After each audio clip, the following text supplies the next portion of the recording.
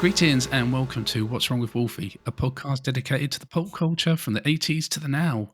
My name is Jason. And I'm Chris. And we have a treat for you this time as we welcome back Christian Dinh to the podcast. We know him well as two-time GamesMaster Golden Joystick winner, and you should definitely hit the backlog to listen to our first interview with him as it was a cracker. But this time he's here to discuss another TV show he appeared on, and that is Squid Game, The Challenge. After watching the series over Christmas, I was really intrigued with quite a lot of how the show was put together and what the experience was really like. And that's the road we go down with Christian. And Chris, I'm just slightly interested in whether you've seen the show or the original Squid Game show. Yes, I was one of the early adopters to Squid Game after people messaged me after it went live and said, you need to watch this. I was on it straight away and I was like, and as soon as the first carnage started happening, I was like, yeah. And I watched the whole season in 2 days. And then I think I watched it 2 weeks later as well, all the way through again, and loved every minute of it.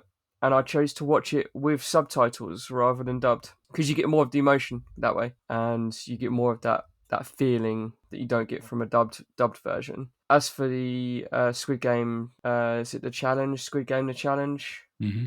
I hadn't watched it until I started watching bits of it yesterday or the day before because it wasn't on my radar. So, and then when I knew that we had this guest on, I was trying to squeeze in enough time to try and squeeze in at least a few episodes of it. Yeah, so that's what I've been sort of doing and researching Christian on socials, and I have it on right now on mute behind us with subtitles just to sort of get that overstimulated thing going on. So yeah, it looks really exciting. I'll be watching it properly as soon as I can.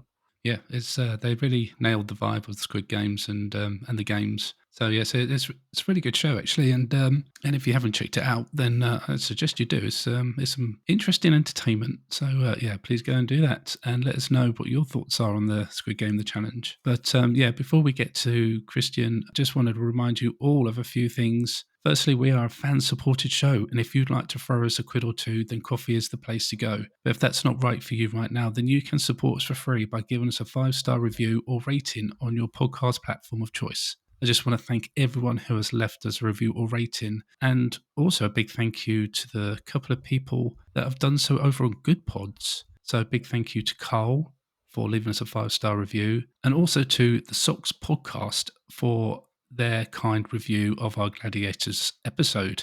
So really thank you very much. Really, really, really grateful and appreciated. Also, please come and say hello to us in our Discord, where you can come and be a part of a small community to discuss pretty much anything pop culture related, or just to share what's going on in your day. You can find links for our coffee or Discord in the show notes or on our website at thewolfiepod.com. Now we've got all that out of the way, all that's left to do is to get on with the interview with Christian. So enjoy.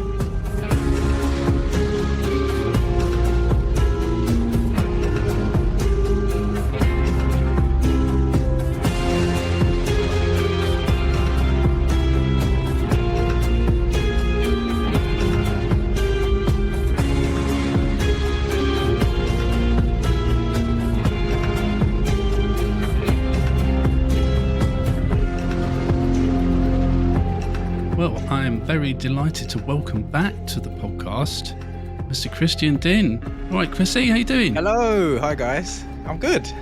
Thanks for having me on again. Great to have you back, my friend. And how have you been since you've been on last? I've been well. It's been quite a ride, quite a journey. Sure. Quite a life journey, learning a lot about myself. But yeah, it's been good. It's been great. Now, you're here to talk about another TV program that you've been involved in, and that is Squid Game, The Challenge. And I'm really excited to get to talk to you about this program because I'm very intrigued about quite a lot of it. Before we do get into Squid Game itself, I think we all just need an update on the Natalie Imbruglia situation. Oh, last time I spoke to you, I said I would message her, right? That's right. I couldn't do it. I chickened out. I just didn't have the balls for it. I'm sorry. Shabby. I was deliberating all, after I spoke with you, every day I was thinking, should I message her? Should I not? How am I going to do it? I just couldn't do it. But maybe this year I will do it, finally. Maybe this is Jason, the this one's year. for you. Yeah, this is the year. I'm gonna slide into her DMs, see Nice. what she says. Sorry. Hello, everyone. Wait, Natalie Imbruglia. What's going on with Natalie Imbruglia? There's a whole story that Chrissy told the last time he was on the podcast about when he was at GamesMaster in the 90s. And Natalie Imbruglia was there, and he was pretty confident that they were flirting. And, you know, Oh, yeah, those early memories, they stay with you, man. Yes, it does. It stayed with me ever since. Men don't forget stuff like that. We're chemically imbalanced like that. I mean, I was only 14 at the time. Exactly. I was mesmerized. I think she was 18. Yes. there's not even that much of an age difference. I mean, come on, dude. Oh, I You're heard making me you. go nervous. I'm sweating. I'm sure your wife wouldn't mind. I'm sweating right now just thinking about her. Of course you won't mind. No. Where's Natalie Brute? I always, when she comes on the radio, I say, "Oh, there's my ex-girlfriend." I have not spoken to her since. It's been a long time. Next time you come on the show, I need a proper update. I need some, meaty. You need some receipts. You need some proof. Yeah, man. I'll bring the receipts next time. Okay, cool. Right, Squid Game. How? What made you go to Squid Game? It's weird. I did not even know they was making a live show. My friend just sent me the link and said, "Here, you love all this TV game stuff. Apply for it." And I said, "No, I don't. I've been on one show, GamesMaster. Well, Games World, but I've been on one show really." They go, "No, you love it. Just apply." And I read it. I thought, "Oh my god, 4.56 million." I thought, "Wow." But then I read it. What you need to do, you need to obviously send in your details and then record a 1-minute video. And I thought, "Oh no, this is my worst nightmare. I hate doing things like that." So I'll pass. I don't think I can do it. Even I know it's a lot of money, but I don't think I can just do this 60-second video. Introduce myself. You have to introduce yourself. How are you going to play the games? What would you do with the money? Things like that. And I just really cringe because all I think about is Big Brother, and that's how you have to audition for Big Brother. Send in like a 60-second video of yourself. And I thought, oh no, I can't do it. I just have this fear of doing things like that. So I went to sleep on it, and I thought, kind of like going through a midlife thing where I've got to get everything out of the way now before I won't do anything else in a few years' time. So I thought, go on, just apply. So I did it. I made this video, and I thought of an idea of including the golden joysticks in there somehow, which I did. I knew it. did. I had to. And I flashed them. I did like a subliminal flash where if you blink, you miss it, but you do see it, but then it's really quick. And then, I sent that in and I thought, okay, let's just see how it goes. The next day I got a call straight away. And the first thing the casting producer said was, "I have one question and I need to know, what were those golden things that you were holding in the video?" So it worked. My idea of just including them, that's what caught their eye. Because I can imagine they must get like thousands. I thought at the time must have had thousands and thousands of these audition videos that they have to watch and listen to the same thing being said by everyone. So I thought, how do I stand out? So I put on the brightest top. I put on like a green, I had a Luigi t-shirt. I had a red Mario one, but I thought I put the green one on just so that it stands out. I stood against a white background. So all you see is this green shirt. And then I was in there, I told you, I flashed the golden joysticks, but really close to the camera, and then it disappeared. So it's like, oh, what was that?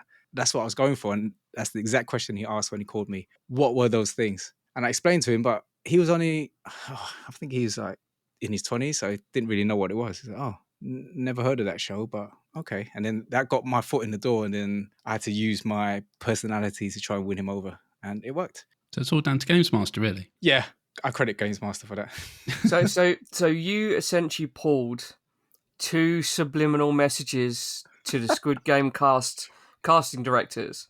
You wore green against a white background, and then you did, yeah, intentional or not, because it's the same overalls. And you also did the Tyler Durden from Fight Club by inserting a pornographic frame in a family movie in the cinema. And everyone turns around and says, "Did you all just see what I just saw?" And it worked. You flashed the golden joysticks and boom. Yeah, I flashed the joysticks. A little gimmick goes a long way. But I did, the reason why I flashed them, I did say, because it's Squid Game, why I'll be good. I said I'm a bit of a gamer. And as soon as I said that, I flashed them joysticks. That was Perfect. What was the next stage in the process? Well, after that, so he'll call me and just to get me speaking and have a quick chat with me, see what I'm like as a person. And if he likes me, then he'll say, okay, we're gonna call, if we like you, we're gonna call you again, but over FaceTime now, so we can see each other and it'll be recorded. So then they can pass it on to the higher ups. So then I had the FaceTime another day, and then but this time he's asking loads of questions in terms of strategy. How would you approach this game? What would you do? And I'm like, but I don't really know what the games are going to be, unless it's going to be exactly the same as the show, right? Mhm. And he kept telling me that not necessarily we're going to be doing the same games. We don't know what the games are, but it won't be the same. So I'm like, so I can't tell you a strategy if I don't know what we're going to be doing, right? So I had to just try and summarize a strategy. Like if I'm going into a dorm with hundreds of people, this is what I'll do. I try and make allies, join teams, find out who's the strongest, and assess people quickly. Who's going to help me? Who's not?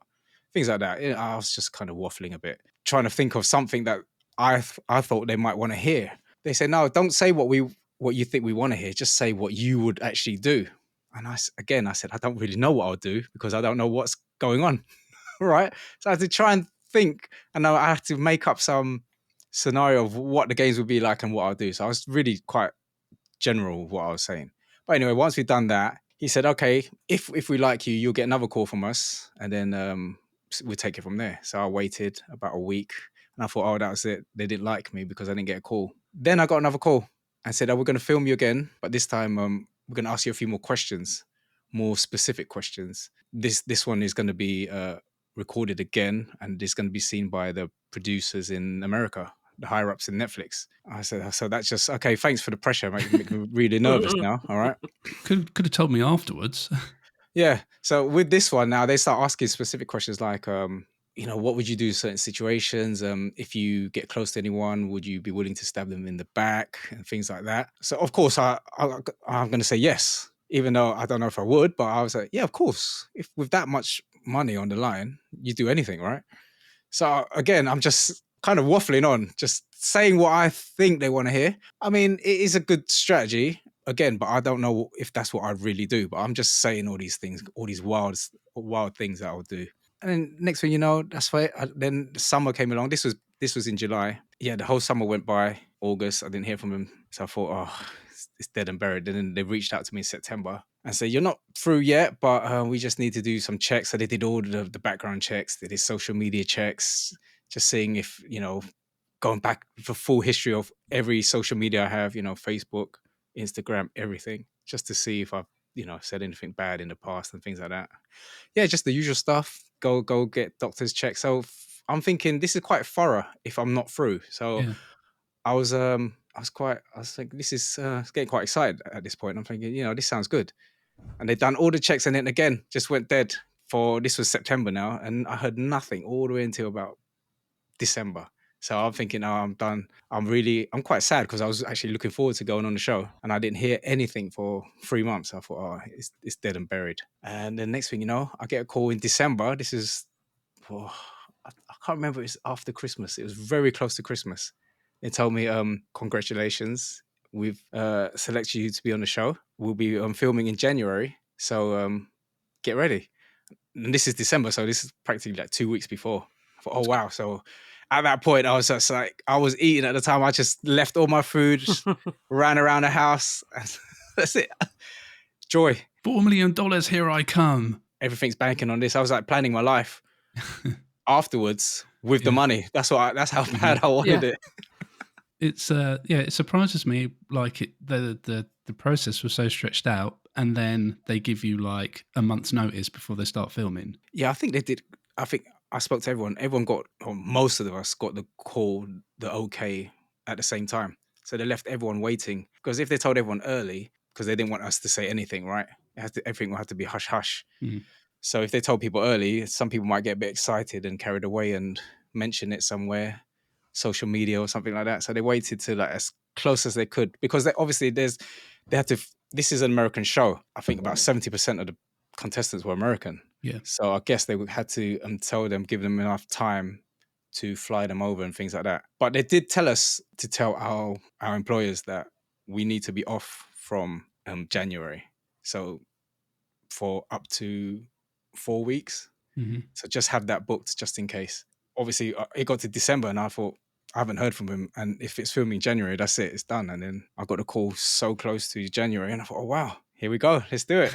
Because you mentioned it's like an American show, and that surprised me when I found out that they actually filmed it in Bedfordshire, didn't they? Did they really? Yeah. Yeah, the first red light, green light, the first game was in Bedfordshire. So we drove there. But after, when we went into the dorms, that was in Barking. Oh, really? Yeah.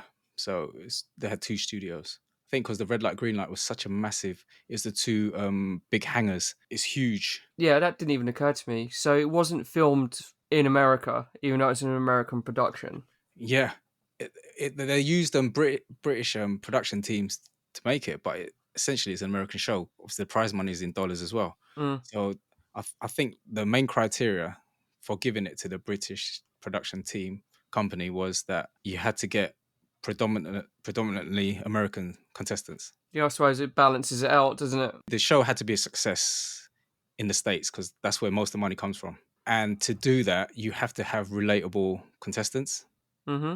So if it's going to do well in the States, you've got to have a lot of American contestants that from all over the States that they can relate to one of them at least. You know, they could be from their town, their state. They could relate to rather than just all these foreign Europeans that they can't really relate to as much. I must admit though, the sets look stunning. Like, Oh, they were. what was that like to walk on? Like, just looking at it, and from the trailers I watched, when was this out? A year ago? Was it Yeah. released a No, year ago? The show aired in November. Right. Okay. Or February, about 3 months ago. But it was Right. filmed in January 23. In a teaser trailer, they just throw out like little glimpses, don't they, of Yeah. like footage. And I think I was watching. It came up on probably a YouTube ad of like related stuff, and I thought to myself, "Oh, they're advertising a reality show," and I, for some reason, assumed that they're just taking video grabs from the show. And then when I saw the full trailer, I was like, "Wow, like those sets have been meticulously built and designed." And they're almost indistinguishable from the actual show Oh, the itself. sets were so good. Yeah, they were so good. They even had the director of Squid Game, the creator, come down and look at the sets, and he was That's amazed. amazing. Yeah, he was in awe. He was like, "Wow, this is like almost exactly the same replica of what they did when they were filming their show." So, And they must have done a lot of that by like recreation by eye, unless yeah, they got hold of, I don't know, set builders blueprints, for instance. But I think it's a bit of a bit of both. yeah, even like the almost toy-like staircase. I looked at it and I was like, that could be from the actual show. It's that accurately produced, because it's not like, you see some game shows based on TV and you're like, that looks cheap and nasty. But these sets on what I've been watching recently and the way it's filmed is so cinematic as well, and it sells that set design and set building. Yeah. Because I was expecting, you watch something like The Crystal Maze and it looks like it's filmed on a set of Red Dwarf. Yeah, it looks a bit British, doesn't it? Yeah.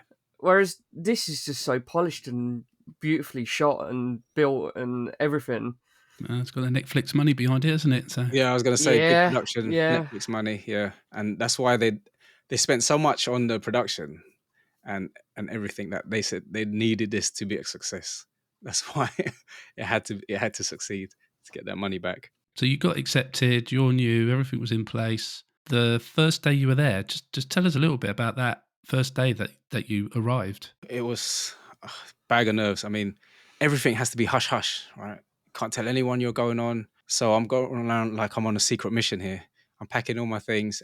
Apparently, can't even tell. You could tell your immediate family, and that is it. So I'm packing things. I'm saying goodbye to everyone. They're like, "Where are you going?" I said, just on a retreat, away for a while. Can't say where, but the hotel, we had to go to a hotel first, which is in Tower Bridge, Tower of London. Yeah. So I just remember on the way, I was just trying to manifest my win. So thinking about, again, they didn't tell me what the games would be. They said the games won't be the same. So you don't know what the games are going to be. So I'm just trying to imagine playing any game, random games in my head and winning, getting through every stage. So that's what I was doing on the train towards Tower Bridge. And when I got there, I just saw loads of people with suitcases the same. I thought this must be it. This is the lobby where all the contestants. So I'm just looking around, seeing if I see anyone who looks like they'll be a threat to me. Already eyeing up the competition, but everyone had to wear masks, so we had to all put the face mask on, and no one was allowed to speak. So I didn't know this, right? So we're sitting down, and I could hear people talking, and the production team walking around. Shh, guys, no talking, no talking. Come to find out that they wanted any first time interaction to be when we go into the dorm. So it'd be natural rather than everyone knows each other already because we were all speaking in the lobby. So they wouldn't let anybody speak. Obviously, some people would try to whisper and ask questions. And as soon as they see you, they'll come over. Excuse me, guys, no talking, no talking. So with that, I thought, oh, this is pretty serious. You know, I'm just looking around. There's like so many people. I know there's going to be 456 people, but you don't realize how much that is until you're like all standing there. And you think, damn, this is a lot of people. So yeah, just really excited, but nervous at the same time. They took you to the dorms, I assume. Did they give you your tracksuits? Did you know your number before you went? Yeah, so we didn't get to go to the dorms yet. So we're all in a hotel, and everyone's queuing up, getting the goodies. We get a little starter pack, which has like a comb, toothpaste, just things like that, deodorant. Then they give us our tracksuits, and we had to stay in our hotel rooms. No one's allowed out of their rooms. So we had to be there. Some people were there for up to 5 days, a week before. Wow. 5 days, 7 days. I was there for just 2 days before, just to isolate and get accustomed. So we had to eat the food. They gave us some food that they said would help us kind of get accustomed to what we're going to be eating inside. So it's like buffet, but it wasn't the best. And then I just remember queuing up at the buffets, and all the Americans are like, oh, UK food is nasty. I'm like, this is not a fair representation of UK food, but they're like, oh, what is this? What is this? Oh, it's so bland. Things like that. But yeah, so even through that, we weren't allowed to speak, right? So they had people always scattered around, kind of like watching us. So if we speak, they'll be like, no speaking, no speaking. We're like, this is crazy. We're school kids, you know, queuing up, getting food, not allowed to talk. And everyone's just back to their hotel. And then it comes the last day before we go off to do the first game. Everyone had to hand in their phones. So that is it. You just no phones, just in a hotel room. Then they woke us up on, I believe it's the Sunday or the Monday, about 4 a.m., get on a coach, drive to the first game, which is the hangars, to do red light, green light. So we didn't even go to the dorms. So we went there straight away business. Wow. We get there, everyone's getting mic'd up. We was wearing like blood packs, but they were filled with black ink. So everyone had to put that on under their shirts. Mm-hmm. And if you remember in the shows, every time you die, you get black squib, you get squibs, so black ink comes out of your shirt. Mm-hmm. That was all the blood packs that we had to put on. So everyone's queuing up, putting on. I thought, oh, going straight into a game. Yeah. No dorms. I was thinking we're going to the dorms first, but I realized it's because there's just too many people. They're going to have to whittle the numbers down by playing the game straight away. Go through all the briefing, how the game's going to work. This was January. It was freezing cold. It was. I can imagine, especially filming in London as well. It was on that day. It was -3 degrees. Right. Wow. And you're filming in a big metal box, tin box, essentially as well. Yeah. There's no heating, no heat. It's just every time you speak, you can see the condensation, the mist coming out. Every time you speak, it is that cold. And we just got a tracksuit on. They've given us thermals to wear, but it was cold. So everyone, before we play, we was eating some breakfast. Everyone's in individual tents. I think there's about 30 to 50 people to a tent, and everyone's just having breakfast. And everyone was freezing, right? So finding the nearest like portable heater and just standing in front of it just to keep warm. It was that cold. Then they marched us into the set, the red light, green light arena. And we hadn't seen it yet. So as soon as the doors open, in the show, you see everyone walking in and, jaws drop like, wow. That was our genuine reactions because that's the first time we've seen it. Mm. So they filmed that. So we open the doors, everyone's going in, everyone's like, oh my God, this is amazing. This looks beautiful. This looks just like the show. But at the same time, we're like, this is it now. This is game on straight away. And we're thinking, damn, what happens if you lose right now? You're going home. I mean, we just left the hotel to come here. Imagine you play this game, straight back home and you're gone. So it was definitely that harness on a roller coaster moment where you ain't getting off. Yeah. That horrible anxiety. I'm glad you cleared it up with me because I did wonder how they did the shots to the chest, and you explained it as a squib. I was asked. They said, "Oh, did they have like paintball shooters shooting, how aiming would that for you be with paintball guns?" That wouldn't be logistical in the slightest. So someone went, "Did they shoot you with paintball guns?" I said, Do you know how many people there were? Imagine they're trying to Yeah. shoot me and someone Yeah. just moves their head in front. Just That's getting some them right like in the head. Navy SEAL like sharpshooters to do that. But yeah, we all had to queue up and put those on, which is all underneath. I thought, oh wow, this is cool. This is like I'm getting ready for action movie, you know. Imagine we got picked up at 4:00 in the morning by the coaches, and we arrived at destination. It took about 2 hours or so at 6. We didn't start the game until midday after lunch. Oh, okay. So imagine in between, we like everyone's queuing up, getting squibbed up, people getting mic'd up as well. But this is the thing, not everyone was mic'd up. They chose about 25 to 30 people to mic up and got them to, we're filming like talking scenes where everyone's there, but then they'll just have the people mic'd up, have a little conversation about whatever they wanted. Some of us were thinking, oh, why do they get interviews, you know? And not everyone are they the chosen ones, and that's what we were all thinking. But That's everyone was fair, given though. like a dummy mic just to make it look like we were all mic'd up. Yeah. So I had a dummy mic. There was, like I said, only about 25 to 30 people had real mics. But yeah, so we had to film all that scene, take pictures, explain the rules because there's a lot of money at stake. So they had to be really detailed with the exact rules so that you don't get eliminated and complain afterwards. That took hours, and then finally we thought we were going to play, and they say, okay, it's lunchtime, we'll go have lunch.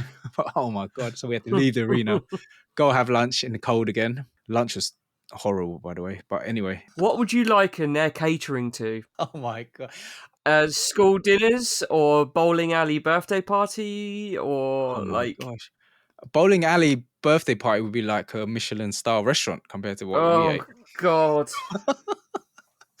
In the tents, right? I can't imagine. No. It wasn't that bad yet. All right, we haven't got into the dorms yet. Okay? Yet. So in the tents, we just had like it was breakfast. So it was like we had sausage baps, like sausage rolls, breakfast rolls, some burgers, the dry. Everything was just dry. But like I said, I hadn't experienced the full wrath of what they're going to do to us with food yet. So I'm thinking this is just normal, right? It's just a bit dry. It's under like a heater light, so everyone's just picking it and eating. Okay, fair enough. So we go back in. Final, they let us have a trial run. Must be about 1 p.m. now. So they let us have a trial test so we can hear the music, how it's going to sound, how long it lasts. Because everyone's getting panicky. Like, how long's the music? What does it sound like? What happens when the music stops and I'm in the middle of a step? You know, does it count if I move or not? So all these questions, they said, no. So we were wearing what we thought was a motion sensor. Everyone had it on their shoulders. And they said there's going to be drones flying about to watch us. There's going to be people watching us live as well to make it as fair as possible. Right. So then we go through all these rules, asking questions. They let us have a dummy run. And trust me, the music, when it starts and it ends, it's literally about 4 or 5 seconds. It's so quick. So by the time you run, you're stopped. That's it, right? So anyway, we will queue up and get ready, and everyone's gets to the line. You have to stand on this starting line, and there's so many people, so you're just crammed. You're thinking, where shall I stand? To the side, the middle, because to the side you can lean on the walls. The middle, you're just there, a freestanding person. Mm. Everyone was cramming to the line, and I thought, there's no point cramming because when you start, everyone's going to be pushing each other, and you could get pushed, right? So I stood away from everyone. I'm at the back now. Okay, I'm like 5 rows back before the starting line, and I thought, okay, this is more safe. I don't want to be too close to people. I see the people at the front. They're lucky. They got to the front and they got their spot. But people just behind, second row, third row, they all crammed it. I was watching them. They all like squished in, and I thought, oh, that's not a good spot to be. So now I'm thinking, okay, the game's about to start. So you've come a long way, Chris. So don't mess this up. You know, focus. This is it. Game starts now. By the way, it's freezing. So it is so cold. And just before this, whilst we were in the tent having lunch, everyone was talking tactics. How are you gonna move? How are you gonna freeze? So everyone's trying to find like the best position, how to stop. Because in the show, right, it's 5 minutes. You stop for about 10, 20 seconds, people get shot, then you move on. They told us that we could be standing from 5 to 10 minutes each time. No. Really? And then we were like, 10 minutes? That's a long time to stand still, right? Yeah. So then everyone's like, okay, we've got that information now. So everyone now is, because they said it takes a long time for them to watch and look at everyone to see if everyone's moved or not. You can't do it in like 10, 20 seconds because there's 456 of you, right? It's difficult. So everyone's practicing a method of how to stop. People are like, oh, you got to bend your knees, get a stable base or wide stance and things like that, right? This is so funny. Everyone as soon as we started and we stopped, after that first stop, everyone's tactic went out the window. You see why? 10 minutes they told us, right? I kid you not. The music went, and it is only about 5 seconds. Then the music stops. Everyone stops. They had us standing there, I'm not joking, 20 to 30 minutes a time. Oh Standing no. still. From a 5-second tune. So imagine how far you can get in 5 seconds. From start to finish, it was like a full-size football pitch, right? So you're barely moving, especially if you're all clustered in. Two musics went, and I hadn't even crossed the line yet. That's how far back I was. It was crazy. And this is what they do. They'll put 5 minutes on the clock. The music will go. The time will tick down. It's about 5 seconds. Then the clock will stop, and we all stop. And then what they do is they make the clock just disappear. So now there's no clock. And then you're just standing there in silence. I mean, some people are farting. You could hear any noise, farts, just sounds. But it was eerily quiet, apart from the farts. But it was cold. Trust me, like thinking, okay, I'm standing there. This is the first time I went in the worst position ever, right? I had a slight bend in my knees. Like I thought, this is solid. After 2 minutes, my quads, they were shaking. Imagine trying to do a minute half squat. Just go, imagine doing a squat, but half squat and then trying to hold it there. My legs were trembling. And I thought, oh my goodness, I can't stay still. I said, I'm sure it's only about a minute gone. I said, I can't believe it. I've come all this way. 1 minute in the game, I'm going out. I'm going to get squibbed. I can't believe it. And I thought, I can't go out there. So I was trying to distract myself, think about the money. 4.56 million. Think about your kids. But all the while, I was shaking. My leg was, it's like, it was, I couldn't do it. I didn't know what to do now. I'm thinking, what can I do? I'm about to go out. I said, I'm going to quit. And I thought, the only thing I can do, try straighten your legs. Try lock out the knees, because I had both knees bent and they were aching. I said, try straighten out your legs. So I said, how are you going to do that? I said, move. Straighten them like 1 centimeter every minute. So count to 60, but slowly as you can, just straighten up. So I did it. After about 5 minutes of doing it, I managed to straighten my legs out. As soon as I got my legs straight, the relief, you wouldn't believe. It's like, oh my God. It's like when you're holding a wee and you need to pee. There's no way to pee. You're like, no, find the toilet. And then as soon as you let it out, you're, That's exactly how I felt when I straightened my legs. I was like, oh my God. So I was fine. But then I'm thinking, I'm sure 10 minutes is up. And I'm counting away in my head. I'm counting, trying to count to get the time. I counted it up to 20 and we're still standing still. No one's moving. I'm like, when is this music going to start? Crazy. Then it went and we moved again. And this time I said, stand up straight. Do not do that stupid leg bend. And what you see after the first stop, everyone was standing up. On the second stop, you see people just drop to the floor and sit down. People are lying down, sitting down. They say, I'm not standing up again after having to stand still for half an hour. So it was crazy. And it was about 20 minutes to half an hour every time. That is bonkers. So what you see on screen, and it's freezing cold. So if you think, people think, yeah, -3 is fine. I can do that. But imagine -3 of you not moving though. You're just standing still. Yeah. Because if you're out walking in -3, it's all right. You're cold, but because you're walking, your blood's warm because you're moving. Here, we're just standing still for half an hour at a time. Yeah. So you're shivering. People are starting to shiver, and you think, I can't shiver too much because that motion sensor might go off and I'll get squibbed, which happens to a lot of people. They're standing still, and you just hear pop, pop, pop, and they're like, oh, I didn't move. But clearly they must have moved, because why else did they get squibbed? But it was the toughest thing I've ever done. That's just an insanely long time to expect people to stand still. Like, you don't even get that punishment in school when you're told to stand against a wall. You know what I mean? It was like, painful. It was so painful. You watched a show and you assume people are just standing still for the same amount of time as the music was playing. Yeah, there was one scene in the first episode of this girl. She did a squat, and as soon as she did a squat, she goes, "Why did I squat?" That's what yes, I did hear that one. and then she goes through this monologue of talking in her head like, "Oh my God, it hurts so much. It hurts so much." But you're thinking, come on, 20 seconds. You can't hold a squat for 20 seconds. And then she goes, I can't do it anymore. And then she just sat down and gave up. And then she got squibbed, right? Because in reality, imagine, I think she did really well. She held it for a good 7-8 minutes, and then she gave up because it was too much. That's It's pretty But I impressive. felt sorry for her. It's Yeah. funny now you've explained that from a sheer production point of view and like narrative, like they've made you stand there for 20 minutes to get the pain reactions and the I'm Yeah. done with this shit reaction. And then they've edited it in a way where it's like you've been there for, like you said, 20, 30 seconds. Yeah. But Yeah. then they put in all the painful moments of the people losing their balance or just standing there going, "Oh, my back can't do this anymore." Or Yeah. now it makes total sense. So my total time, I was looking at the clock, and we had markers. There was houses on the sides. There was 4 houses before you crossed the line. So I was using it as a marker. By halfway, so by 2 minutes 30, I should have crossed past the second house. That's like my marker to see if I'm on track. 2 minutes 30 on the clock, and I hadn't even reached. I was just past the first house. I thought, I don't know how I'm going to do this because I'm in so much pain. It's so cold. I thought, I don't know if I'm going to do this. So I'm going to have to just really sprint now, because I wasn't sprinting because the music's so quick with everyone in your way. You're trying to avoid people on the floor. You're stepping over them. You're just kind of like shuffling. You're jogging and shuffling. Then I looked at the distance and where I was and the time left. I thought, if I don't pick up the pace, I'm not going to make it. And I can't take just standing half an hour every time, because it's just, you can't, you have to do things and you think about things just to keep your mind going, right? I can't run on a treadmill because I get so bored mentally. So I'd never do treadmill run because it's just too boring. So this was pain for me, where you're just standing still, just looking.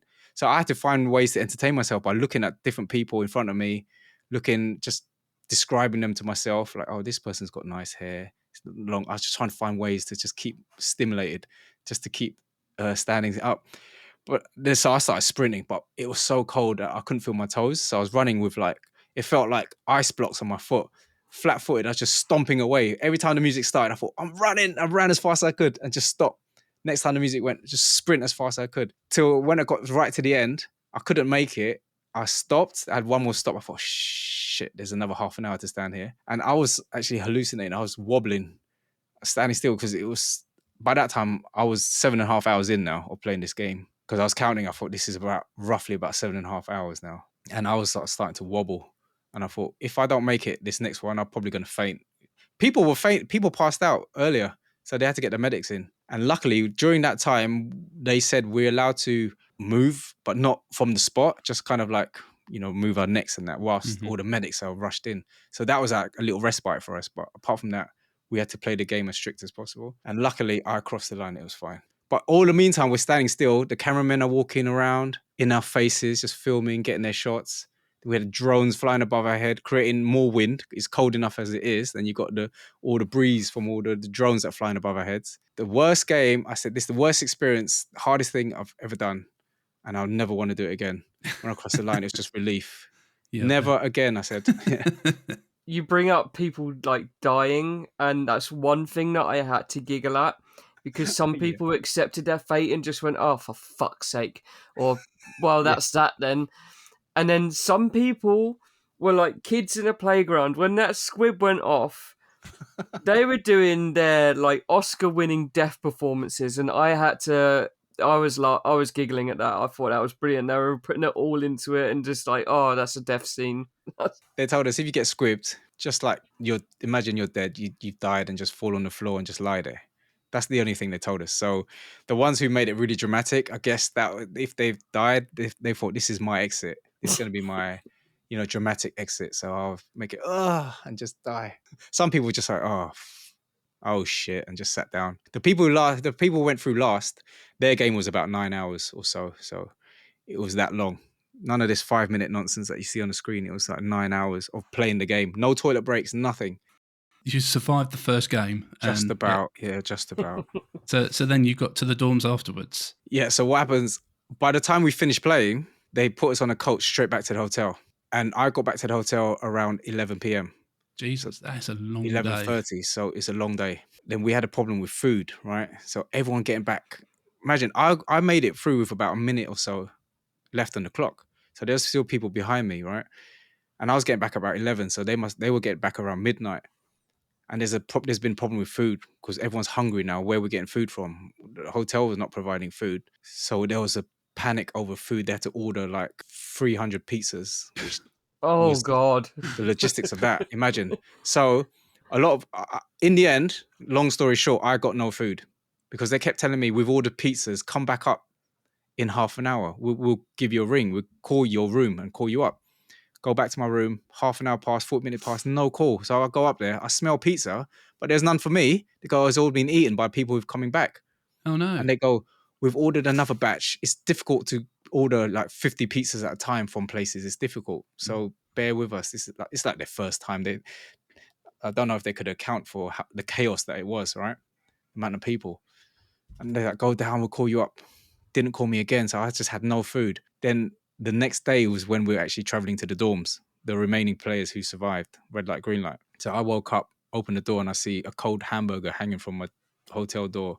So they did get me food in the end, but it was too late. It was rock. It was just cold, a hamburger. I just opened it. And it was so dry. I thought, no. But yeah, so the next day was when we actually got on coaches again to go to the new studios in Barking, and that will be our dorms. And was all the other games filmed at the same place?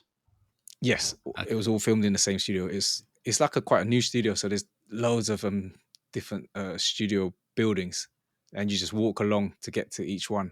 But yeah, going into the dorms was everyone would just open the door. You're like, oh my gosh, you look at the dorms, you think, wow, this is exactly the same as the drama series. It was amazing. Well, what was it like, I guess, living in there with all these people and Oh, like, I mean, when I was watching the show, one of the biggest things going through my head was like, how do you sleep? All these people in the same room. It must have been surreal. I mean, when I first went in, I was quite overwhelmed. It's just so many people, and everyone was running, claiming a bed. So I thought I'll claim my bed. And then once everyone claimed the bed, everyone was back on the floor. Everyone was talking, introducing themselves, because this is what they want now. Now you're allowed to talk. Now you're in the dorm, so introduce yourself and get to know each other. But it was all a bit much, so I just had to sit back down and people watch for a bit and just let everyone talk and just take in what's going on, because it's surreal. Something like this has never happened to me, right? So there's about 200 of us all in there. It gets tiring because your social battery, you meet people and they ask you all these questions, then you ask them the questions, then you move on, then you meet someone new and it's the same questions, then you ask the same questions, but then you have to learn new information because you've talked to someone new, but then you're answering the same question. Then imagine repeat this on repeat for another 20, 30 people. And you're like, all right, I'm just going to go lie down now because I can't take no more, right? Yeah. And the first day was literally nothing happened, that just talking to each other, showing us the piggy bank and the money filling up. And you're thinking, wow, this is real now. The show, all the people eliminated, every person that's eliminated, they put $10,000 into the bank. So I think there was over 250 people eliminated. So then you see all this money just falling into a piggy bank. You think, wow, money you've never seen before. So yeah, was it it actually money? I wasn't sure if it was just fake money. Yeah. But, yeah, that was prop money. So yeah. the money in the bank is like the money they use in the movies. Mm-hmm. Yeah. I mean, the image was, we're trying to play along like, wow, this looks amazing. But as they were dropping it, one of the notes were folded and you see it's like blank on one side. I said, oh no, it just ruined the image now. It's taking the magic away from it. Yeah, taking a bit of magic away. But then as they kept falling, it kind of covered it again. So forget you saw that. Yeah. It's real money out there. But yeah, it was tough being with so many people. Like I'm quite an introvert, so I'm not used to talking to so many people. And I only could talk to so many people before I'm exhausted, right? I need to reset. So I had to like decompress sometimes. I understand that. Go back to your bed and just chill. Or just sit with one person at least and just relax and people watch for a bit. Because there's so many different people of different characters in there. Everyone, you got really extroverted people just making a show. And I know, I don't want to seem mean, but they know the cameras are on. So they're putting on a performance, you could tell. They're playing up to the cameras a bit, getting a bit excited, getting a bit loud and jumpy and look at me. But there's a lot of people that just stay quiet and just observe. And that's when we got our first taste of dorm food. So yeah, I know you guys are interested to hear about the food. I am very interested to hear about the food. The only thing about the food I saw was someone peeling carrots And that's been all I've seen of the food so far. So There was a whole section, it must have been one of the first episodes, where they Yeah, showed yeah. the food that was served and it looked like gloop. That ugh. shows how much Chris is watching, isn't it, Chris? I must have missed that. There was a guy, I can't remember the name. I think he was Italian or something. Yep, Lorenzo. There you go. Lorenzo, that's it. And he was going around trying to get other people's portions or leftovers, or he managed to get a second portion as well. Yeah, I don't know how he did that, but they made just enough portions for everyone, so everyone gets one, right? And all the portions are not even either. Some people get less, some people get more. I don't know if they did it on purpose or not, but that's just the way it turned out, okay? Lorenzo managed to get a portion. He walked back to his bed, tucked it under his pillow, That's came right. back and queued up again. Yeah. He got a second portion. So that would have meant that someone wouldn't have get got one. a portion. But people were just so nice in there. No one kicked off because I guess they would have wanted that to happen because someone would have kicked off. Because I don't know if you remember in the drama show, people ended up having fights over this and stabbing each other and things like that. But yeah, no, he went by and then he was asking his friends were giving him food as well. So he's getting all these extra calories. But that meal, it was like a fried rice with an egg. That's what it was. But that was one of the best meals. Oh, was Just it? to let you know. Yes. Because it had some sort of seasoning, had some flavor. The other meals was as bland as you can imagine. Oh my What goodness. are the odds of essentially prop food being better than your survival foods? That's nuts, man. But it was the same. It was the same food. It was morning. You get porridge. Every breakfast is porridge with nothing in it. No, just plain porridge. But it got to the point where you think, if I don't eat this, I'm gonna have nothing in my belly. So you just have to eat it. Just shove it down, and then you wash it down with water because that's all you got: water and the food they give. So imagine eating the driest, blandest porridge and then washing it down with water. It is just horrible. But I got used to it, so it was all right. But the meals were so bland, yeah. Every meal was different, but it was just really bad. So the protein meal was they gave us a boiled chicken. So imagine you got I don't know, imagine you go to a farm foods or something. You got a frozen chicken and you've boiled it to cook it.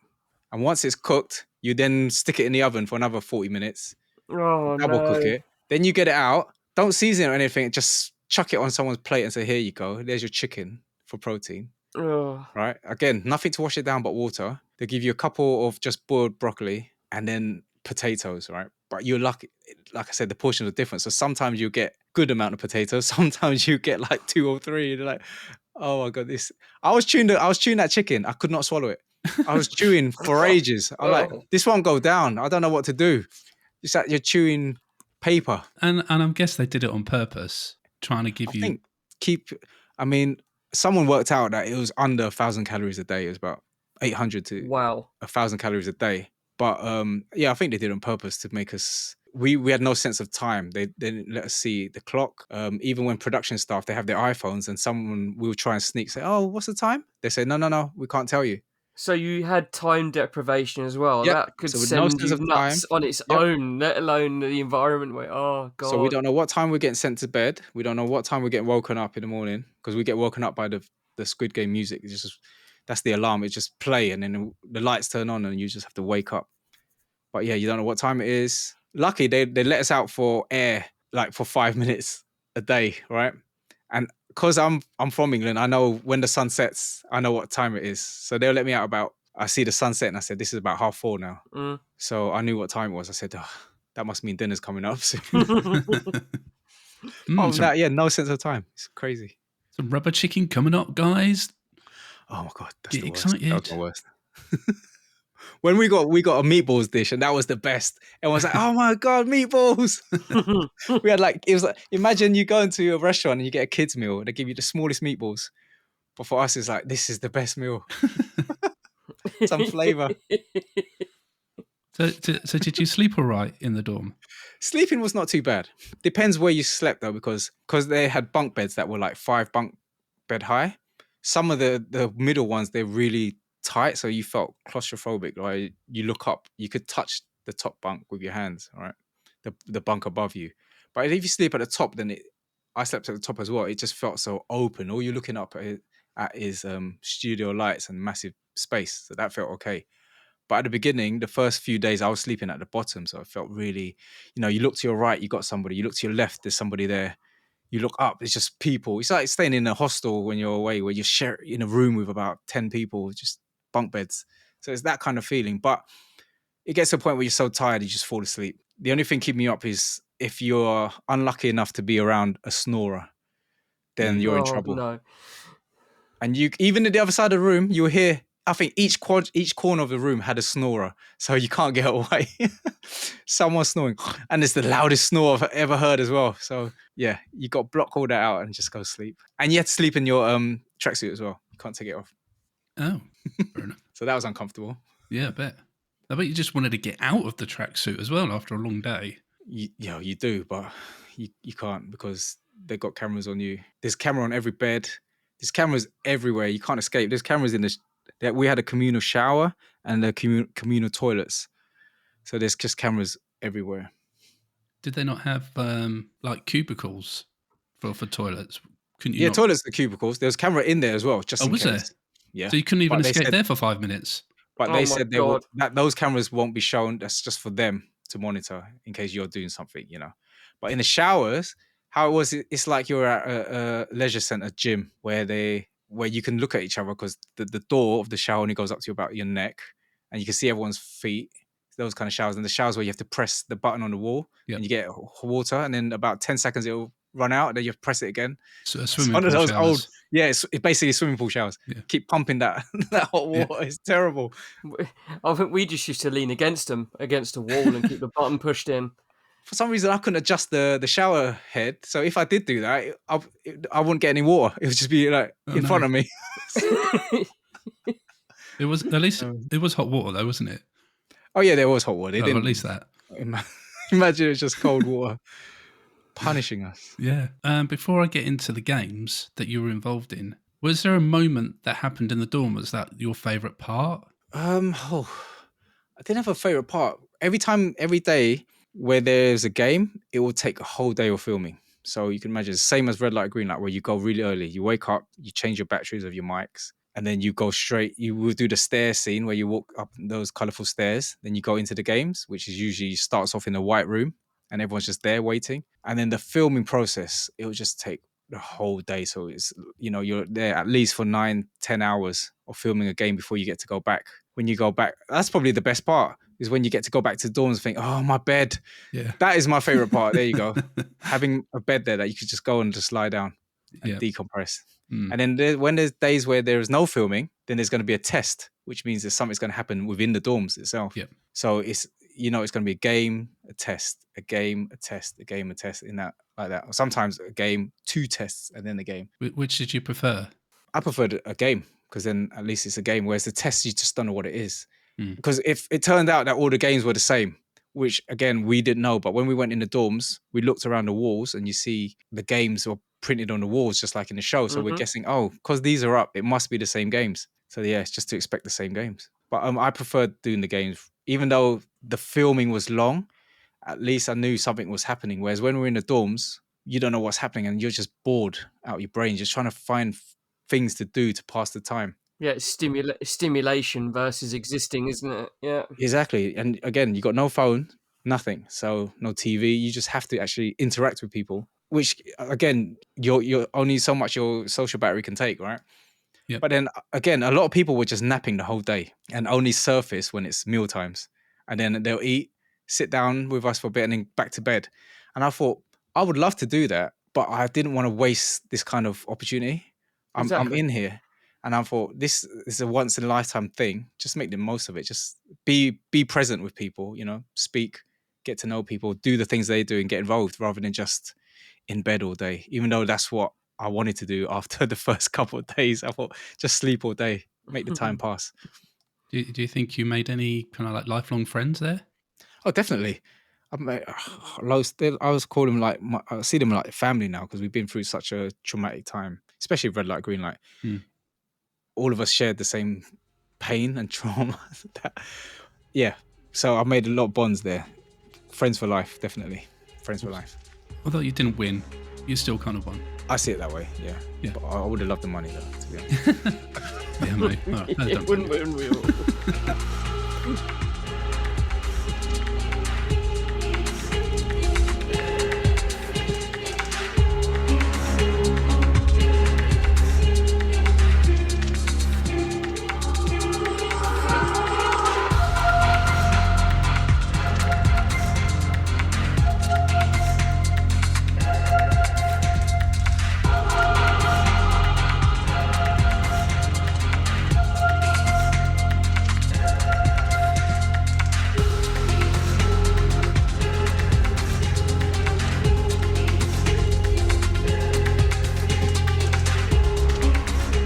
I would like to hear your experiences of all the games that you were involved in the program. So obviously, we've heard about Red Light, Green Light, and the trauma of that. But the next game that you were involved in was The Man with the Umbrella, which was the cut a shape out of the honeycomb. Yeah, game called the Dalgona cookies. Yeah, that was mad. I mean, we're thinking we can't go in and play the same game because everyone in there had practiced some sort of. They've made their own cookie. They've practiced something, so they had to make. We was thinking there must be a twist. There must be a twist. So we go into the white room, do the stairs scene, go into the white room, and we see there's 4 stools with numbers on it, 1, 2, 3, 4. Then we're told to go stand behind a number. We're like, oh shit, this is going to be cookie, right? Which one's going to be? So everyone started thinking like, what was the order in the show? Which order was it in? You know? But then they think, oh no, but what if they know that we're thinking this and they'll reverse it? So then everyone's like just trying to think, is it bluff? Is it double bluff? And trying to think of all these kind of theories and what's going to happen. I thought, I don't know. This is stressing me out. I'm just going to pick a line and stand. As long as it's not number 4, because 4 usually in like Asian culture is bad luck. Right. So don't stand at number 4. Pick 1, 2, 3. And I thought, I don't want to pick 1 because 1's the first. And I'll just pick the middle, which is 2. So I picked line 2. And everyone formed their lines. And it just turned out that the order it was in, number 4 was the umbrella. But that doesn't mean that you'll get the umbrella. As you know, that what they did was after we'd lined up, they picked the first 4 people to enter the room. And once they entered, they have to mutually decide who gets what shape. So I felt bad. It was really hard being the first people because what do you do? And we couldn't see. And then there's a massive screen in our room and then suddenly it turned on and it's all cinematic because it had the camera sweeping into them. We thought, oh my God, this looks amazing. This must be how it's going to be when it airs. But we were watching it all go down. So whatever you saw, that's what we were watching live as well. So our reactions were genuine, and we were shocked. We were shocked. So I was like, oh shit, what's going to happen now? So then whilst we were in the white room, we decided, I think the fairest way, because no one's gonna give up. No one's gonna take the umbrella. So what do? They said the fairest way is whatever line you're in, just accept your fate. You pick that line, whatever shape's in front of that line, you get it. And obviously everyone agreed except for the umbrella line. Said, no, that's not fair. But I said, that is the fairest way you could think of. There's nothing else you can do. Someone's got to take it because otherwise you're just going to keep getting eliminated. I mean, the way it happened, the person who wouldn't take the umbrella, they said because their team will be mad at them. Yeah, but if you don't take it, you're out and you're in here to win. So just take it. At least you give, although it's almost impossible, you give yourself at least a chance, a fighting chance to get through. So just pick the umbrella. Because was it episode 1 or 2 where one of the guys was like, just, let's just do it. And he walked over and just tapped the umbrella. Yeah. And was like, and I know it's weird. It's human nature to take the easy route and the easy way out. As animals, we all do the same. But at the end of the day, like yourself, if I was in that position and I was like, fine, I'll fucking take the umbrella. If I'm out, I'm out. I'm part of this now. But I'm gonna cut the umbrella out the goddamn cookie, and it would lose or not. But I've done it. The other side of the scale, though, is the people that are in your line who get the umbrella then take a dislike against you, and if there's any, and then you've got a target on your back because if there's any chance of them being able to punish you for that decision, they're going to take it. You are spot on there, Jason, because that's what they were like in there. They were giving him stick for when he picked it. They're like, oh, you're so weak. Why are you letting them manipulate you and things like that? This was all whilst he picked it. They were all saying that, they were angry at him. Why did you pick it? Why did you succumb?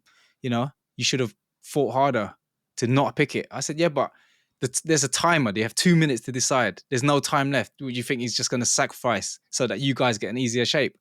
And then he's out of the game. No, of course he's going to pick it. That's just the nature of the game. So Yep. And I was only thinking that because I was in an easy line, you see. So I was like, just take your fate, accept it, and go. What did you get? A triangle? I got a triangle, which we thought was the easiest, but apparently the circle was easier. Oh, okay. But I assume you didn't have much trouble with it. Well, in there, it was a different story, right? 10 minutes we get to do this cookie. And I'm thinking, what should I do? I'm going to try to scratch it first just to see how it works. So I start scratching away when the time starts. Then I look up and I thought, oh, a minute's gone. Nothing has happened to this cookie, right? I'm scratching, nothing's flaking away. I think, damn, this is thicker than I thought.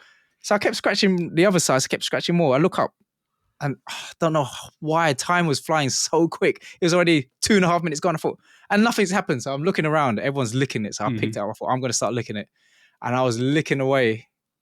And then I put it down after licking, scratching again. Nothing was happening. It wasn't dent. There wasn't a dent, nothing. And then it's down to like 5 minutes. I thought, oh my God, now I'm panicking because half the time's gone and nothing's happened to this cookie. I'm just I'm scratching away for nothing. But then after about another minute, suddenly it just cracked. One whole side cracked off along the side of the triangle. I thought, oh, I didn't even do anything. And it cracked. So then I started softly stroking the other side. Then that whole side just cracked as well. And it just split like a perfect line from one end of the cookie to the other. So I thought, oh, I've got this. There's only one line left and I've got like 2 minutes to go. So I was just stroking it softly to be careful. And then it just cracked. So I got through quite easily. Beautiful. But you didn't see because in the episode, they just focused because I was in the captain who won us the shape was Brighton 4-3-2. So the whole episode of our game was just focused on him. So the camera was just on him the whole time because he's the main character at the time. So yeah, none of us got any screen time. It's just all about Brighton. So in reality, licking the honeycomb cookie made no difference. No, it did because what it was doing is it slowly was dissolving it. That's why it cracked. I thought I heard you say it didn't make. No, I thought it didn't make a difference. Yeah, I was scratching. I thought it looks exactly the same. But then as I was scratching, then suddenly it just cracked. So I thought that must be because of my saliva slowly dissolving the cookie. If I was looking around, people spitting in their tin.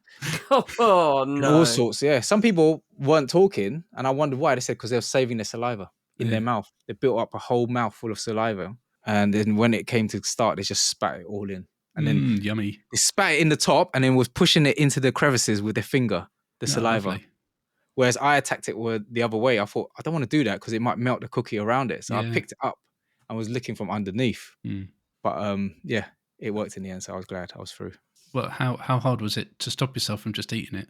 Oh no, I did eat it. It was very nice, and it was sugar, which is something we didn't have, right? Yeah. So they said you could eat because some people dropped their cookie and picked it back up and it had all sand on it, but they were still eating it. Oh no! Because that's how desperate we were for some sort of sweetness, some sort of sugar.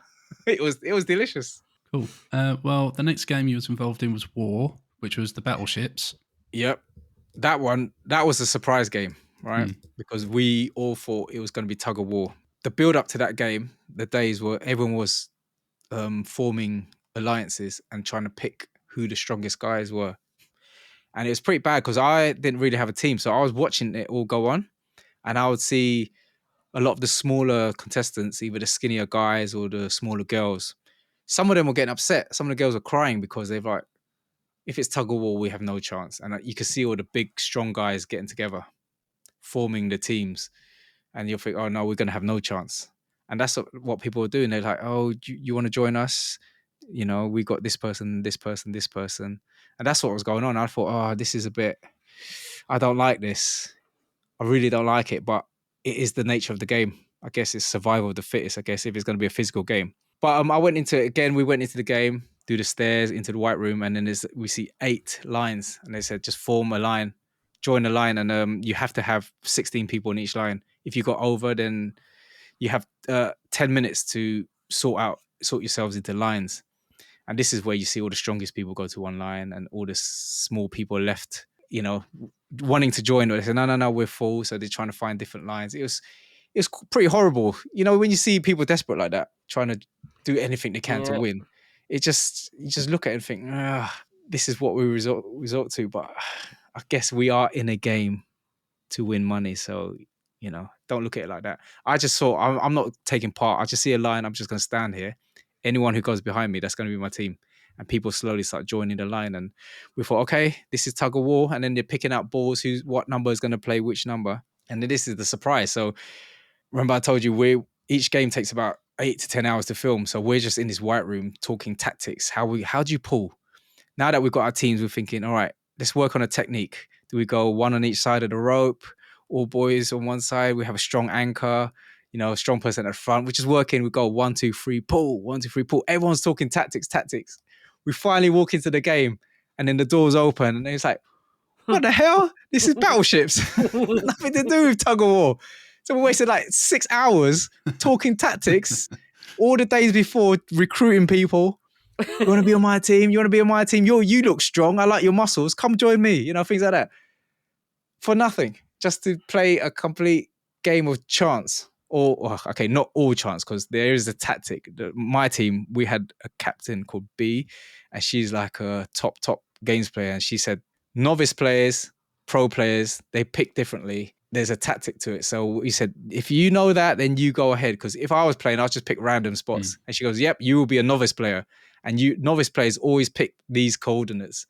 And then it turned out right. Yeah. Because she guessed where they would pick. And then she spaced us out where she thinks, because she's guessing that they're going to be novice players. So they're going to do these guesses. So we'll place our boats away from where novice players usually guess. And I thought, wow, there is an art to every game. That's actually, I've never thought of it that way before. Yeah, because she just broke it down to us, and I thought, you know what, you're so right, because that's exactly how I'd play. What you're telling me as a novice, that's exactly where I'm guessing. So I guess it was quite an easy game for you, really. Honestly, Jason, I did nothing. B just told me where to stand, told me which boat to get in, and she picked the coordinates. Yeah. She did ask us, I think we should go here. What do you guys think? And we're like, nope, just go there. Go where you said. And that's it. Beautiful. Yeah, so she basically played the game for us, yeah. Then you had a dormitory game, Nowhere to Hide, I believe it was called, where you had to enter a playing number into a keypad. Yep, we did. And I think it was the player with the most votes that got eliminated. 3 players get eliminated. 3, wasn't it? The 3 players with the most votes, yeah. Which was harsh, because they gave us, they told us what it is going to be. They brought in that keypad and just left it there for hours. And we all just, I guess they do these things. They just bring things in and just leave it there with no explanation. So we're all discussing, what do you think it's going to be? Oh, it looks like a telephone pad. Do you think it's going to be a vote? And then about 3 hours later, they would announce there will be a vote, blah, blah, blah. 3 people with the most votes will be out. You have 20 minutes to, think about who you're going to vote. So now everyone's panicking and running around. People who feel like they got enemies, they run around saying, oh, you got to help me vote for these guys because they're going to vote for me and I've done nothing wrong. And I'm like, don't tell me who to vote for, because I don't know none of your politics, none of this drama. I'm not nothing to do with it. So I just vote who I think. And that's just how it went. Felt bad because the first person to get their face up there must not be nice. No. Say you vote someone and their face goes up there. They know who's voted, right? Because you've just put the numbers in the key. Yeah. But everyone else now can hide behind that vote and just vote for the same person. Yeah. And it's not bad because they're already up there. They don't want to be someone who votes someone new, because then that puts a target on their back, you see. Did you know who you was going to put, what number to put in? Well, the person I was going to vote was the first person that went up there. Okay. I believe it was just 374. I was going to vote him because he was just really annoying. He was irritating me throughout the games. The way he asked questions. I mean, he was a nice guy. Just, I couldn't think of anyone else and he was just irritating me. So, yeah. But then in the end, I didn't vote for him. I had to change my vote because Dr. V, he was the doctor guy with the glasses, he got put up there. Then he looked at me and said, bro, help me, please. And I looked at him, I said, fair enough. I'll try help you and vote for someone else who's up there as well. That's not him. So yeah, I changed my vote in the end. But I was going to vote for the first guy, 374. Okay, so next was Trick or Treat. That was the picnic, wasn't it? I think that led to the picnic, wasn't it? We had there was a telephone that had to be picked up. Yeah, there was another dormitory game, wasn't it? Yeah. And I can't remember the dude's name, but he picked it up twice, and I was like, dude, 198. His name Hussein. But they only showed the phone being picked up twice, but their phone actually rang 4 times. Oh, did it? Which they cut out the other 2 times, yeah. So 3 times it was a treat. Oh. The first treat, it was what you saw, which was burger and fries. The second treat was pizza. The third treat was donuts. Yeah, imagine, because we were deprived of food. So everyone, the first couple of days, all people were talking about was, what's the first thing you'll eat when you get out? What's the first thing you eat when you get out? Because that's all people could think about, food, because the food was so bad. I remember the guy who picked up the phone and the first time and he got the treat and it was like it was a burger with fries Yeah, and everything. burger and fries. And And everyone just ran in and that's what I was going to say. like animals. Yeah. Yeah. I just on the record, I was not part of that stampede. I was standing back and just watching, and we were shaking our head like, what have we come to? What is it? You know, as people, what have we resorted to? Yeah. This is it. And, you know, fries was on the floor. People were picking up from the floor and eating it. That's how bad it was. Once the first person grabbed the food, because everyone was standing around like, whoa, wow, food, it smells so good. It smells so good. Then as soon as the first person started picking, all the hands went in. I don't know if they showed it that good in the show, but everyone was going over his shoulder, grab it. He was holding the tray, so he couldn't actually grab anything. Yeah. He was holding it for everyone else to grab, and food was flying on the floor. People picking it back up from the floor. People were taking the burger, running away. It was That's chaos. madness. When it came to the donuts, one guy picked it up, and they said you can nominate one person to share this treat with. So he called his friend up and they got donuts. But what he did was he walked around and offered it to people and broke a piece off of the donut to people. That's quite nice. So yeah, I got a piece. So when I ate that small piece, it was basically a Krispy Kreme's glazed one, just a plain glazed one. Yeah. So it just had the sugar. Good. Oh my God, that one. But I don't normally like Krispy Kremes that much. And I ate that and I thought, oh my God, this tastes so good. But then the last one is what you saw was he picked up and he got self-eliminated. He had to get someone else to pick up the phone within 2 minutes. That's right. Yeah, no one would. Or he'll be eliminated. And that's what happened, The trick or treat was actually the Jack in the Box test. Oh, yes. That's it. Which you didn't have any direct involvement in. No. Must have been quite interesting watching. One of the ones was eliminate 3 people or eliminate 2 people. And the one guy that was up there, I had not spoken to yet. I managed to avoid him. And then it came to him, he had to eliminate 3 people or 1 person or 2. And he said one of the reasons the people he's going to vote for is someone because he has never spoken to this person. He has had no interaction with this person. And then you see me standing there and I start folding my arms to cover my number, my shirt. I started slowly creeping behind another player. I thought, that could be me. He could be talking about me because I've not spoken to him. So I'm trying to hide out of view. So he's looking around. This is what you don't see. He starts looking around because they said, right, get the number in your head. 5 minutes, have a look around and then, say the number. So he's looking around. Then what he actually does is he jumps off the stage and starts walking around to make sure he gets the number. So at this point, I'm trying not to make it obvious that I'm hiding. But I'm covering up all my numbers. I'm trying not to make no eye contact. Trying to just hide because I thought this could be me because I have not spoken to this guy. And he said he's going to pick someone that he's not spoken to. So he does his little lap around. He's looking at everyone's numbers. Then he goes up and he announces it. And lucky for me, it was not me. So I survived that one. Phew. But yeah, that was quite a tense. It was a simple game, but it was very tense. Yeah, because they're winding the Jack in the Box, isn't it? Then it pops up with something. Yeah. And it's either a good thing or a bad thing. Yeah. So then you had the, I think there was a chore. It might have been the orange juice where the guys went into the kitchen or whatever and they had to like, squeeze X amount of oranges in 30 minutes. And if they succeeded, you all got a treat. Yeah. That treat was the picnic. Mm-hmm. I mean, that must have been amazing. They're telling us it's a treat, but we all know there's no treat without something, So we were suspicious of this treat anyway. But before that chore, there was chores every day. And we're always suspicious of what these chores mean. Because people will go out of the dorms into a different room. And then they don't surface until about half an hour, an hour later. So we don't know what's been going on. So we always get suspicious of these people anyway. So when they went in, they came out, I go, what happened? They go, we had to squeeze oranges. I said, all right. So did we pass? They go, don't know. So we had to wait like a whole day and until the evening. I know it's late because we've had dinner and it's been a while after dinner now. And then they announced that there was a chore earlier today they had to squeeze oranges and they've passed. So you all get a treat. And we're like, yay, we're cheering. But again, a lot of us are thinking, something fishy is going on. This is not right. And they announced that we get a picnic and we're going to have it now. So they bring all the blankets out.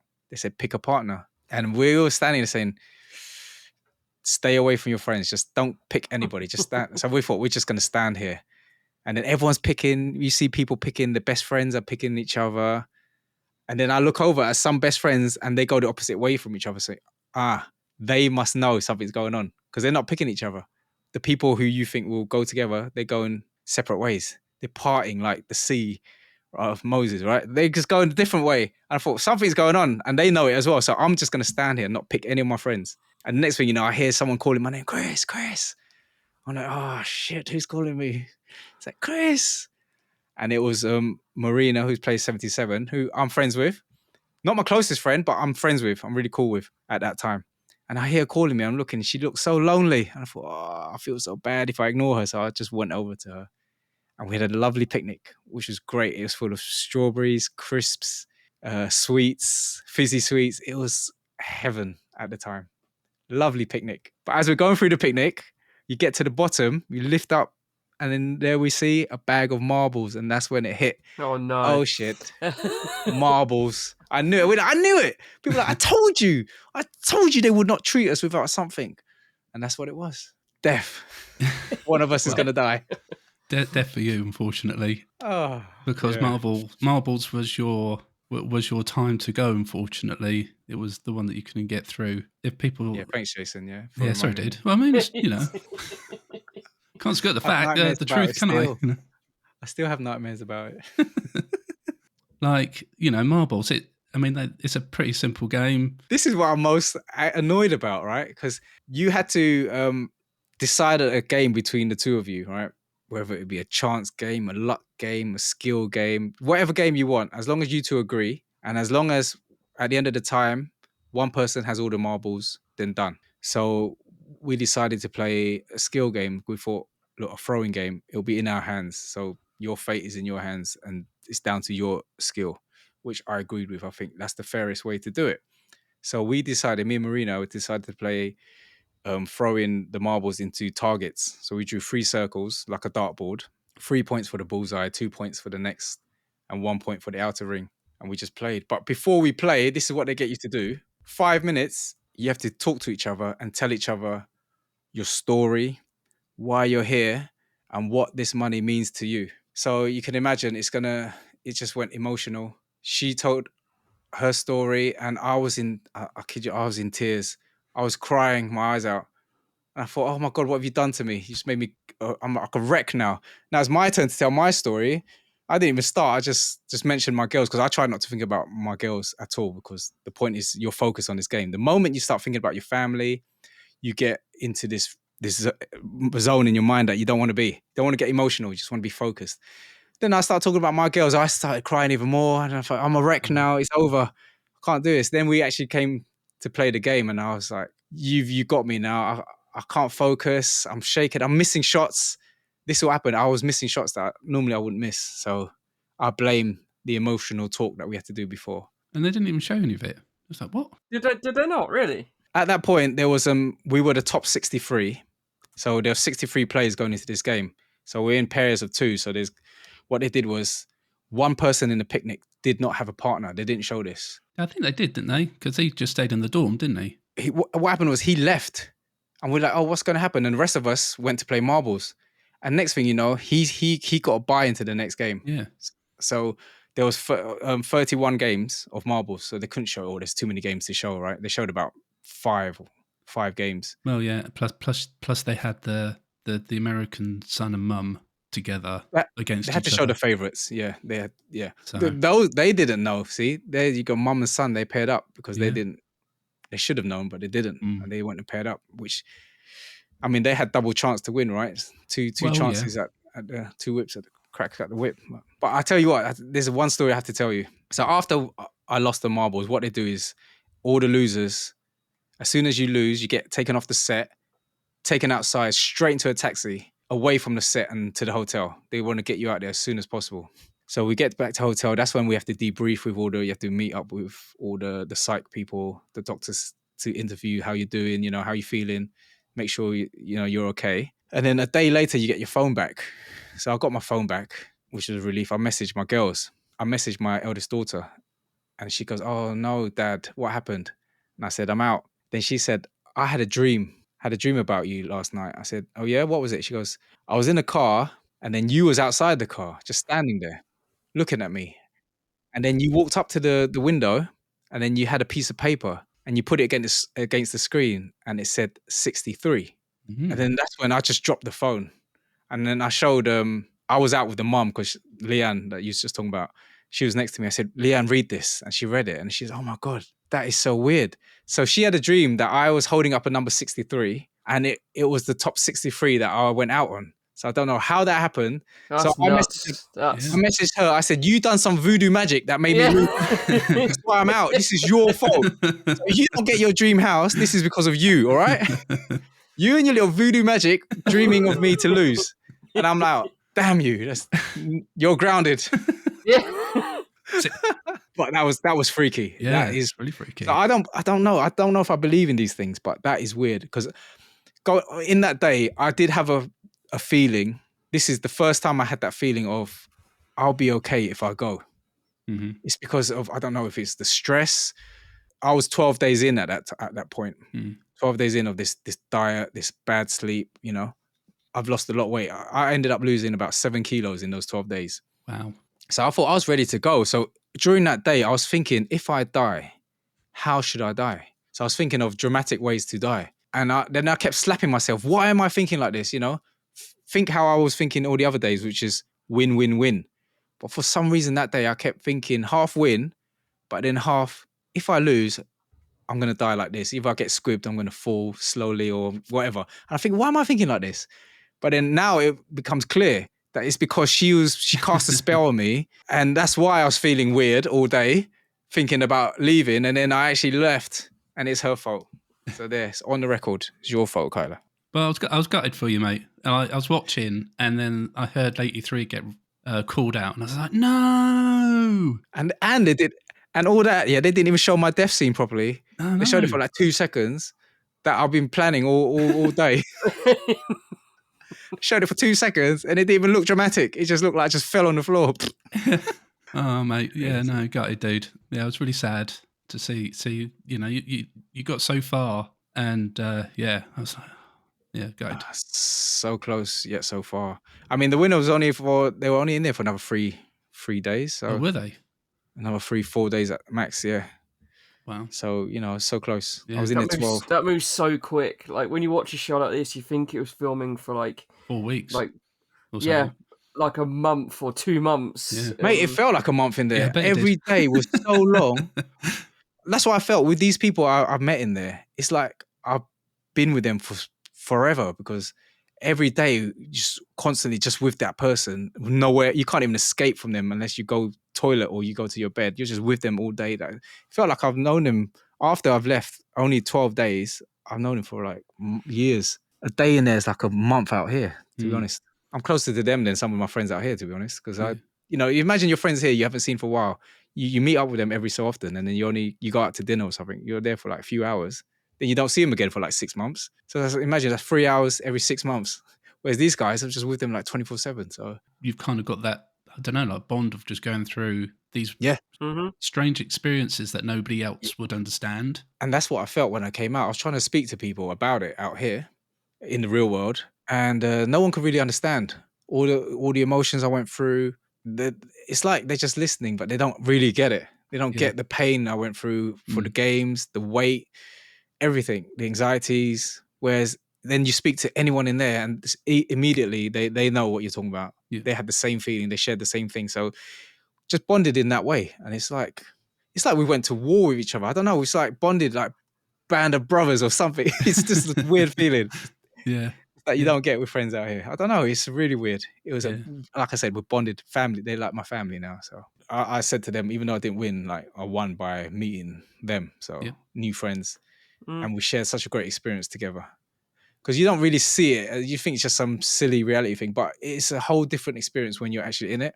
like what you go through, and the experiences you go through, and the bonds you make with people, and the conversations you have. You go really deep because, again, there's nothing else to do but talk to each other or sleep.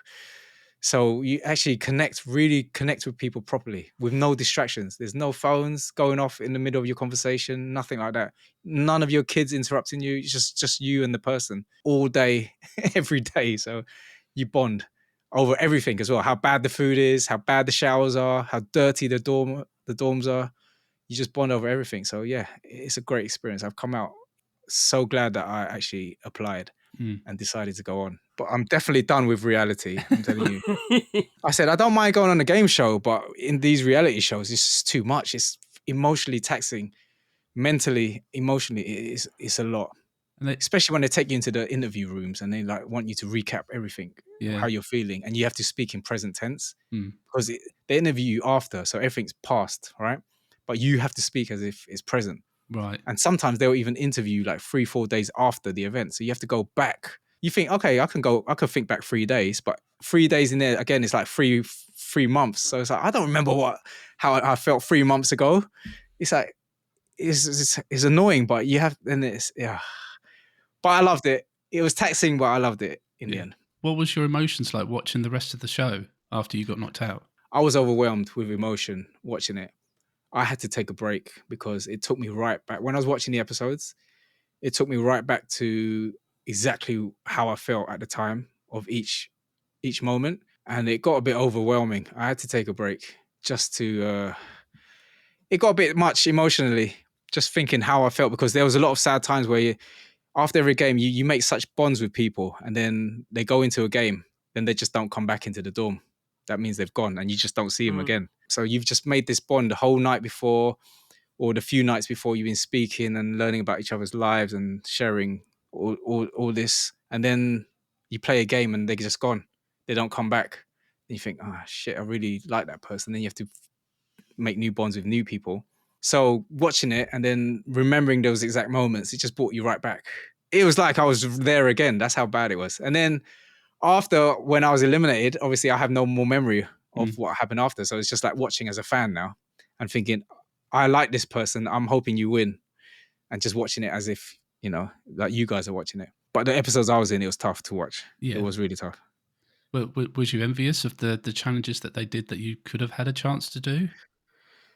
Oh, not really, because I really, to be honest, I did not like the challenges because they were all chance. In terms of, there was nothing. I mean, I say that I went out on a game in my own hands of skill, but everything else was like rolling dice, rock, paper, scissors, or self-elimination where you just pick a button. I don't know.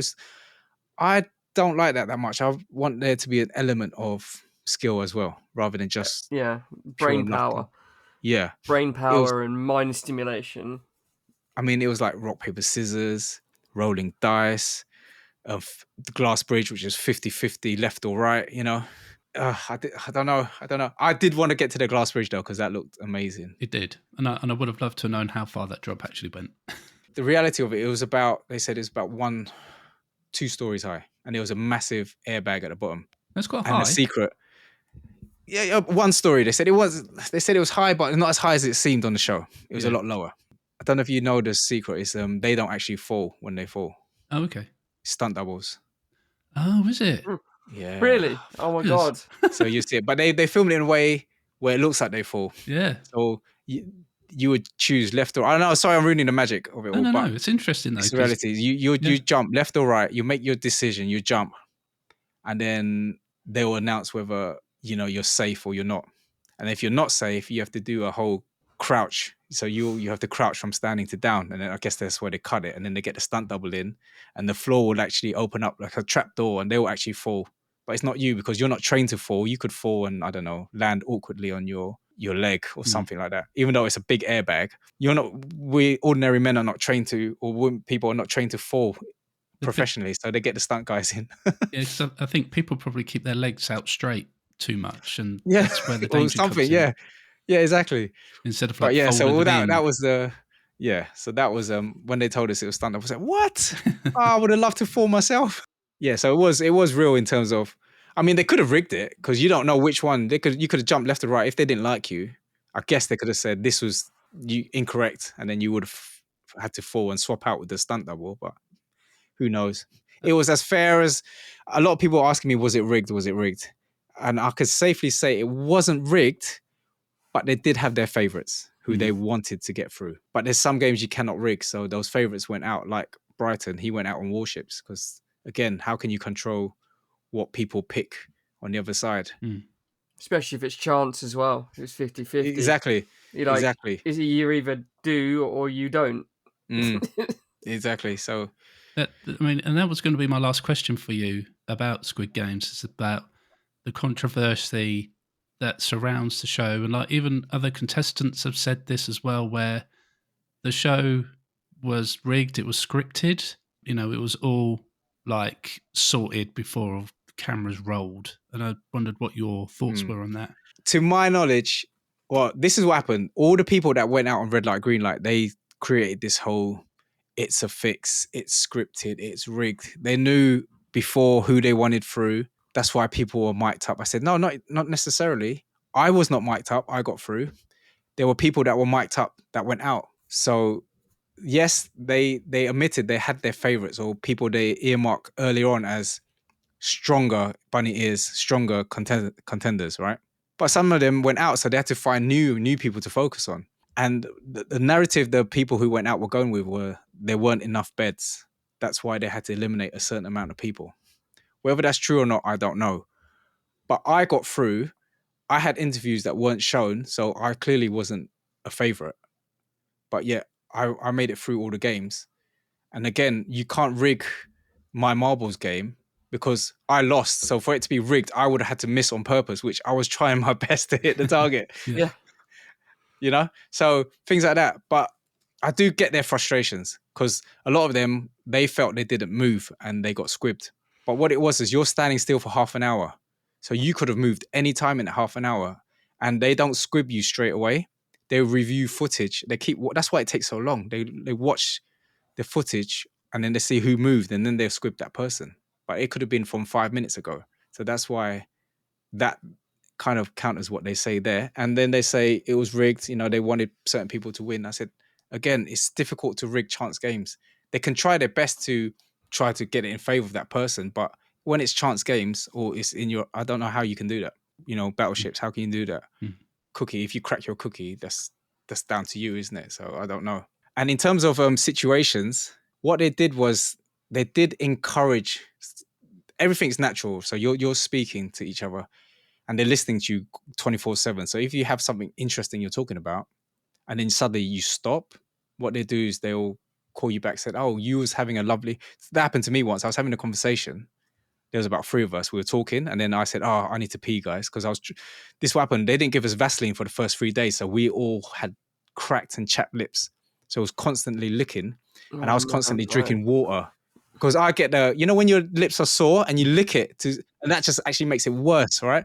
So I had a massive red ring around my lips and most people did.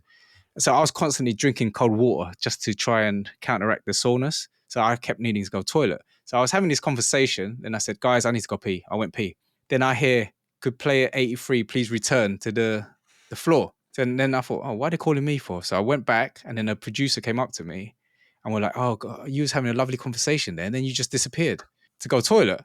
And now, we was, yes, so would you mind going back and just carrying on that conversation? I said, oh, okay. Do you want me to talk about anything in specific? They said, no, just carry on what you're talking about. Because it was a good conversation. So things like that. They will want you to, whatever you're talking about, if they like it, and they'll tell you to carry it on. There are times where they will move you to a better lighting place because you could be talking right depths of the bunk beds, right deep in the darkest corner of the bunk beds. And they're like, come out into the light a bit so we can see you. But carry on with that conversation that you were having. So they're not telling you what to talk about. But if you do happen to talk about something good, something interesting, then they bring you out into the open and say, just carry on what you're talking about. So that kind of thing. It's not scripted, but sometimes they do want you to repeat what you're talking about. Well, I lied when I said that was your last question because I do have one more, and it's the most important question, and that is from my 13-year-old son who watched the Squid Game, the challenge, with us, and he really wanted to know which was your favourite game. My favourite game, just out of pure adversity and pain. It was red light, green light. It was the worst thing I've ever done. But once you complete something like that, you're like, I did it.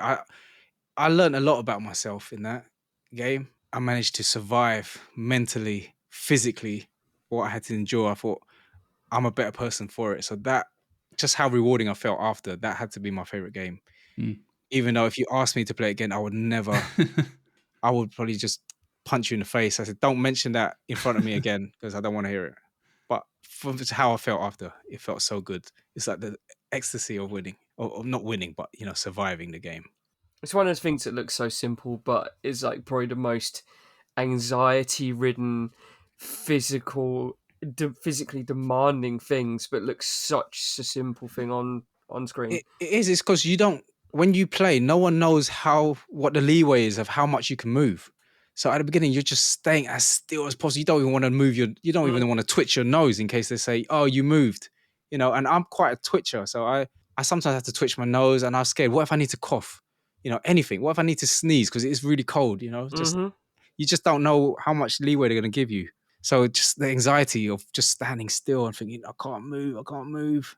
But that first stop, when I told you I was shaking, I thought I'm dead. I am going home after one pause, one stop, which is like 10 minutes into the game. I thought it's done. And this is crazy. I built up so many months of preparing mentally for this. And this is how I go out.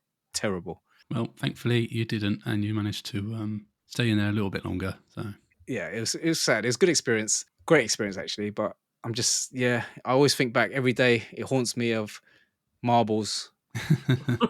Marbles just haunts me. I can't look at another. I actually bought a bag of marbles just as like a memento souvenir of it. But every time I look at it, I just have nightmares and think, if only I got one. I only lost by 3 points. And that is just me hitting the 2 and her hitting the 3 times. That's, if you think of it like that. She hits bullseye, I hit the 2-point ring.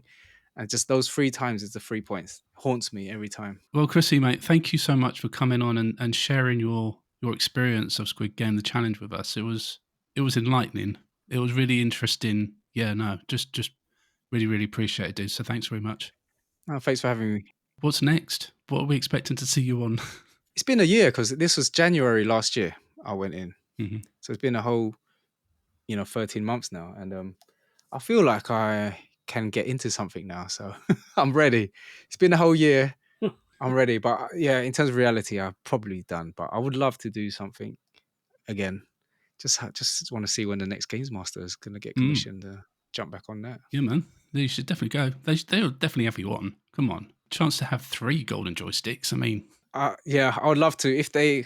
Once they get that ball rolling, I'd love to be in contact with somebody and, go through some ideas, what we can do. Hopefully. Just as long as it's not involving smashing a joystick. Yeah. I say no smashing joysticks and nothing to do with marbles, then I'm happy. Yeah. Fine. Yeah, so yeah, something to do with a game show. That would be fun for me.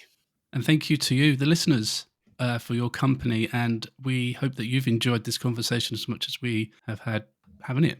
And please look out for our next episode, which should be hitting your feeds in a couple of weeks' time. But until then, we hope you all take care out there and stay safe. And we will speak to you very soon. Take care. Bye. Take care, everyone.